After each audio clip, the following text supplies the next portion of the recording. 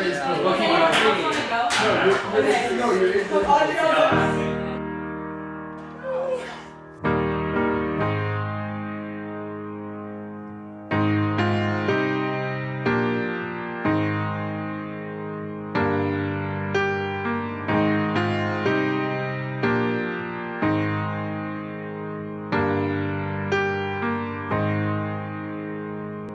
wish somebody would've told me, babe, someday these will be the good old days. All the love you won't forget, and all these reckless nights you won't regret. Someday soon your whole life's gonna change. You'll miss the magic of these good old days. My favorite memory was going on the Pawleys Island trip my junior year. We went to the beach and a series of unfortunate events took place. I got stung by a jellyfish, I stepped on a crab, I got hit in the face twice with a football and in the stomach with a football. I lost my sunglasses in the ocean, I found a live cockroach in my bed, and I found a black widow hanging right above our beds, and then also just the waves overcame me so many times.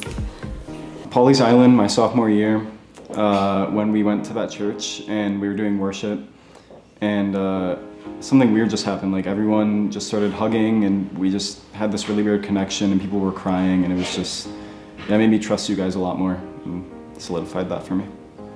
I would say the cliche answers of like mission trips or retreats, but probably the all-time favorite moment was after B came back from Pawleys and she went to her first like actual reckless thing, and she didn't go home and complain the whole time, and her having fun at a place that I love so much.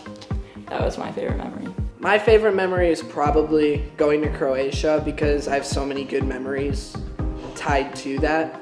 Like Gerger Nimski's Janky Golden Toe, and then heading back to the room every night and then hearing Vance yell from the other room, Gerger!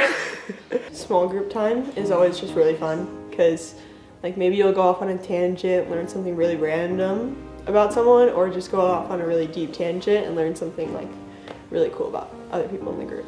Probably just playing a little bit frisbee every night at Mr. Martin's house. Just a lot of fun. Definitely got better at the game. And I'm like the best cherry picker at the game in the States.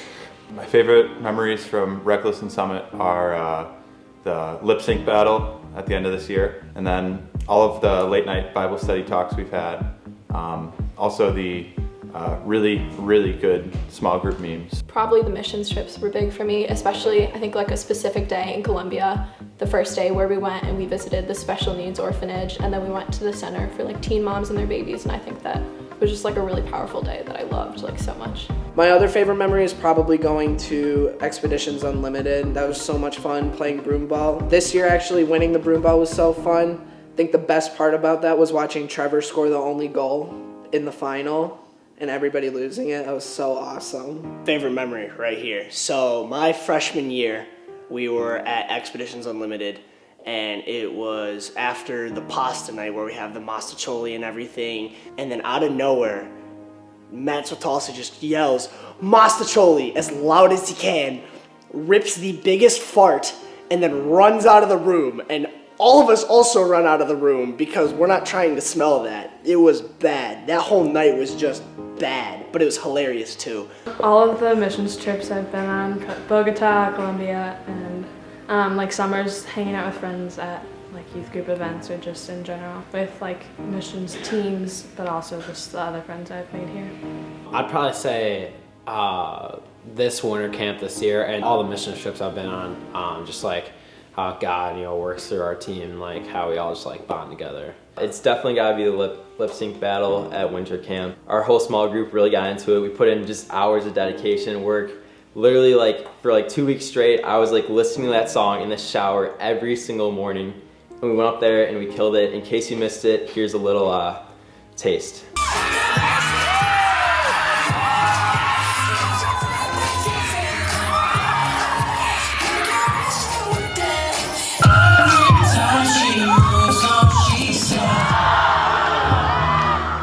I was not feeling that at all. The whole number, psyched in.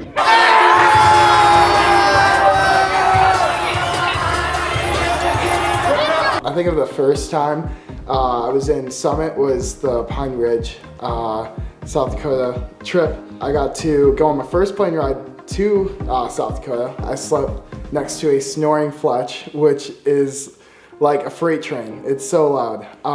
And then woke up to Nate Canterbury just blasting Hands Up by NF and flipping mattresses, which, yeah, I'll never forget that. A lot of funny stories from that trip, including like Dylan Holzberg with a face full of paint.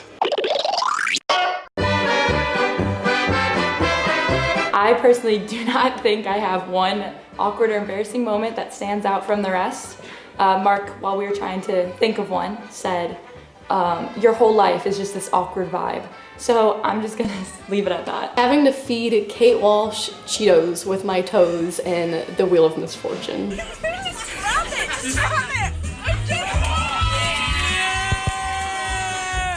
Alright, ready? 1 second.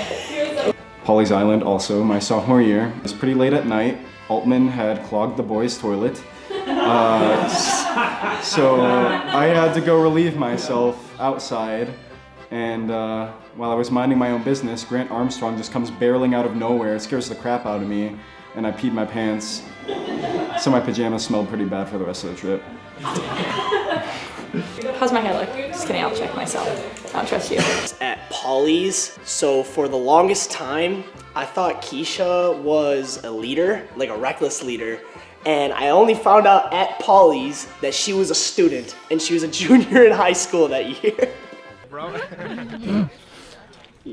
Yeah, that was a bad one. That was a really bad one. I personally don't think it's embarrassing, but I walked into a Reckless one night wearing a fanny pack, and everyone was like, why are you wearing that? Personally, I thought it looked great. It's RVCA, red, white, and blue, America, you know? Gotta love it. I was skiing with Evan Roach and Merrick, Rory's older brother, and we were heading down the slope. Right away, I see Nate and a bunch of other guys heading up the ski lift, so I go to wave to them like that, and I completely fell over, and I yard sailed, lost all my skis, my poles, my helmet, my goggles. Everything was just laid across the side of the mountain. That was pretty awful. Connor, how does my hair look? Horrible. Is your name Connor? Crossroads in 8th grade, I had to drink a blended Happy Meal, and I couldn't keep it down, and I threw up all over the front row. Sorry, Trevor, my bad. One of them probably falling out of the Jeep in Columbia and like busting my entire leg open. That was a fun time. And then a good recent one, making out with Luke Hannavan through a glass screen in front of everybody. That was a really good time in my life. Some of the times I've gotten smacked in the face by a dodgeball or shot a basketball and it's been very far off, or just being laughed at by boys in general. Awkward moment, there was one time I genuinely confused the Coyle sisters. Yeah, that did not end well. Embarrassing moment, there's a time where Owens and we were knocking on the Pawleys girls cabin. As we were running away, I trip over this bench and just fall like flat on my face. And then it was better because afterwards Owens was laughing so hard he pissed himself. It was great. Definitely the epic love story of me and Beatrice Coyle. For example, one moment, I think this was during the love, sex, and dating unit, and you're supposed to fill out a questionnaire, and Mark started calling out the different items, like, oh, where's your favorite place to eat, like, what's your favorite game and stuff, and me and Beatrice were matching on literally everything, and we got matched at the end, and it was pretty embarrassing, but it was pretty awesome. Point on the set. We're already rolling. Wait, they've been rolling the whole time? Yeah.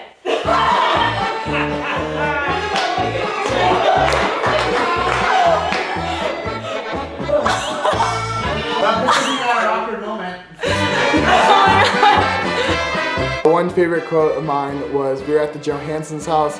It was another taco night, also Cubs playoffs, and Jacob, also known as Jehu, said to us, it's getting a little late. Anyone else a little tired? And we picked that as our cue to leave. But he didn't mean it that way, but it was just a great quote. We were jumping in the lake. Up and go! And I like jump in, I like belly flop, of course, you know. I'm not an Olympic diver or anything. And Maddie Slocum says, it's just so nonchalantly. Will Colai going up to everybody, squeezing their cheeks and saying, "You would be a beautiful fish." Ethan Ox, this wise man, always says, Guys, it's 8:30. Guys, it's 8:30. Guys, it's 8:30. It's classic. and I don't know how you guys are gonna know when small group is out next year without him. Audrey going, Vancy Poo, every time she sees Vance. This one came to me really quick. It's the Coil Girls are the most talented singers and dancers. I don't exactly remember who said it because it's just kind of everyone says it. So. A Ryan Van Dyke quote. He had many very good sayings like Ooga Boy. One in particular, we were on the plane, looks out the window, then looks out the window again, goes, "What the heck? Why is it called split when it's in one piece?" In small group one time, it was like during the dating unit, Sophie goes, "Guys, my favorite sound of all time is anything Andrew Larson ever said at any point in time. No, I can't, you can't like hit it if I'm in the front on a serve or something. Or the classic Jackhammers and Explosives by Miguel. They open it with Jackhammer to the H.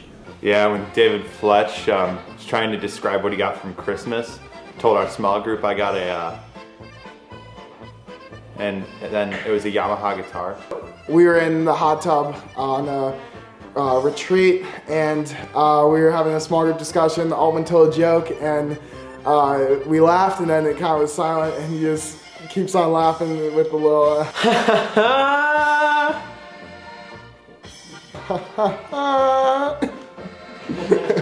Well, last year, Marshall named a face that I make, and so I guess a lot of people know it now, and it's just kind of like a look of just annoyance, I guess. Two of my quotes come from Mr. Fletcher, also as Big Fletch. They both occurred in Polly's, and Dean was waving around this flashlight, right? And it was like going on and off on that flashlight mode, it just goes like really fast. And Will Colai asks the room, "Is anyone here prone to epilepsy?" Mr. Fletcher says, "No, but I'm willing to learn." Ian Boynton and Jacob Walsh are on the dock, and they're acting as though they're gonna throw each other in, and Kara Switalski pipes up and just says, I'm ready! No! "Oh my God, no. When I was taking a hose shower, because I forgot to shower the beach day at Polly's. And so I come back, I'm like, good thing I used a towel to cover up so I wouldn't get charged with public indecency. And Mr. Fletcher says, if you cared about public indecency, you would have covered up your face.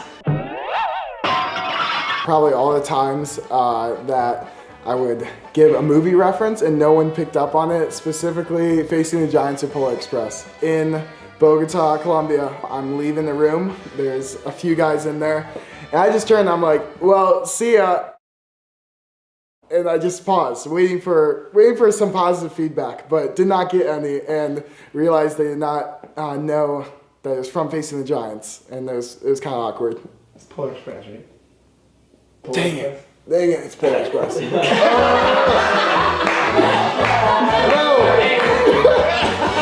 on film. Looks like we got our footage. I would volunteer to sing more in worship and youth group and in big church as well, because it's the best possible place to step out of your comfort zone. Just like stop worrying so much. Like nobody cares. Just be yourself. I know it sounds cliche, but really just be yourself. Nobody cares. Probably get to know a lot of the reckless people better, because I feel like at a certain point there was like a disconnect where all of like mainly the reckless high schoolers and all that, they all got to know each other a lot better, and like I felt like I was kind of left behind, and that was probably because I didn't do like missions trips early on, so I didn't get to bond with these people. But I kind of wish that I got to know a lot of them better and got to bond with them like the way like Mike did with a lot of them. If I had to do one thing differently, I would check who I was Snapchatting before I send them. Listen to more Pink Floyd to calm myself down and not take Spanish. I started going to Reckless this year, my senior year, so probably to come earlier. Not try so hard in school just because I'm ended up going to a college with like a 90-something% acceptance rate. It doesn't really matter all that much. Just do things I enjoy, and definitely focus on school less. Get more involved. There's a lot of like groups and activities that I would probably have joined if I were like more confident, I guess. I would definitely say do not trespass. Me and my friends thought it'd be cool to sneak onto the Chicago golf course, just kind of like check it out, just see what the holes are like and stuff. And we get to the fence and none of my friends want to go first. So I'm like, okay, like I'll take one for the team, I'll go first. I get up there, I hop the fence, I turn, and on the tree right next to me is this little red camera. And I was hoping just like, it better not have gotten like a shot of me. I like hop over real quick. And actually while I was in Croatia, like someone from Chicago Golf came to my house and like just like started asking my parents all these questions and stuff, and it turned out okay, but do not trespass. I'd probably try harder in my classes, not slack off.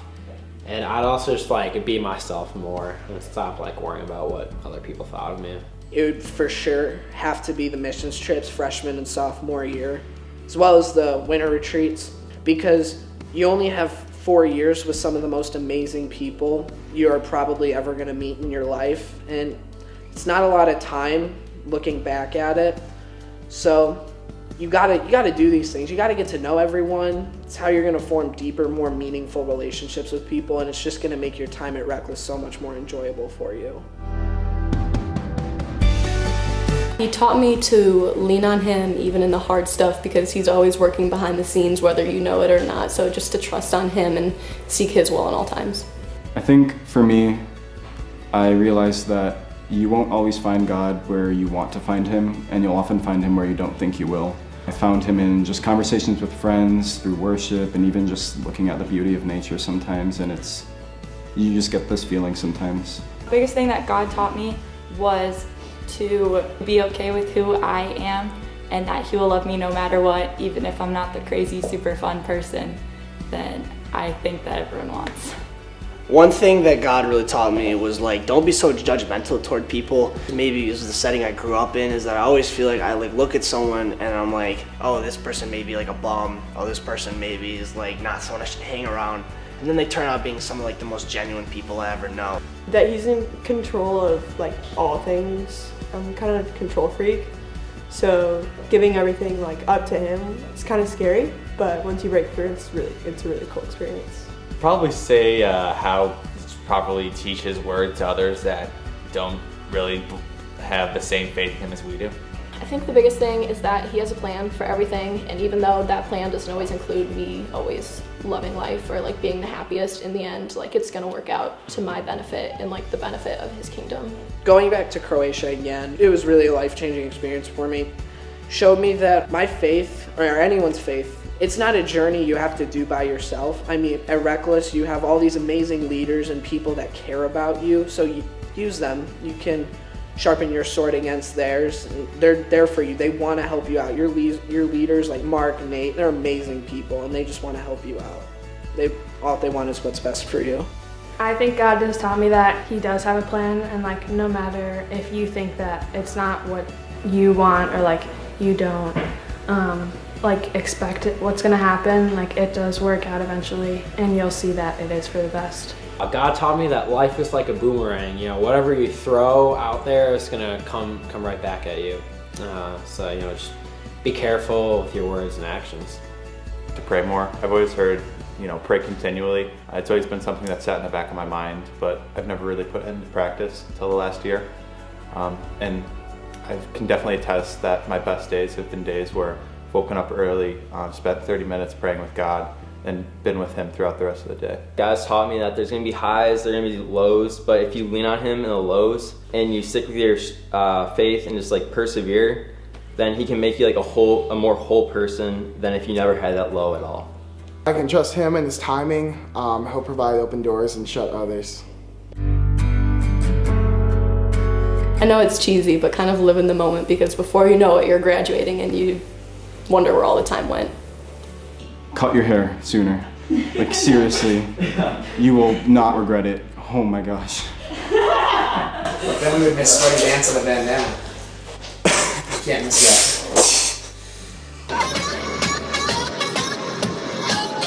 Don't chop your hair sophomore year because you're gonna look like a boy.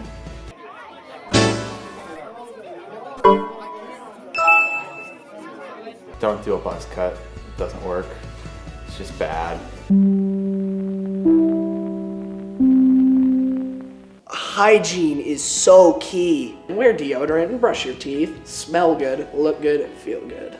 I don't know why, but I feel like I didn't know what the word deodorant meant. And If I could tell my freshman self one thing, it would be that boys aren't scary and that you can talk to them. I would say girls are not as scary as I once thought they were. I don't think I talked to a girl until junior year of high school, so definitely that. To hang out with many different people, even if they don't do the right stuff, they're fun.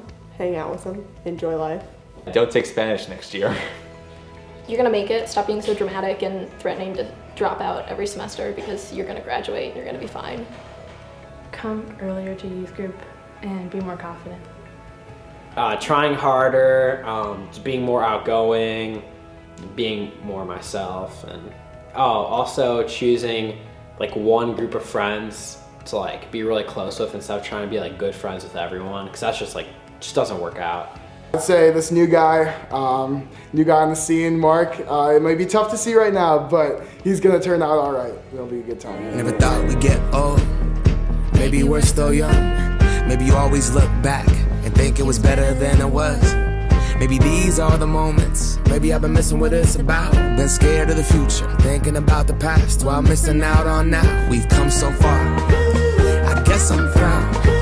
And I ain't worried about the wrinkles around my smile. I got some scars. I've been around. I felt some pain, I've seen some things, but I'm here now. Those good old days. You don't know what you got till it goes, till it's gone. You don't know what you got till it goes, till it's gone. I wish somebody would have told me, babe, someday these will be the good old days. All the love you won't forget, and all these reckless nights you won't regret. Someday soon your whole life's gonna change. You'll miss the magic of these good old days. All right, that's a wrap. Guys, it's 8:30.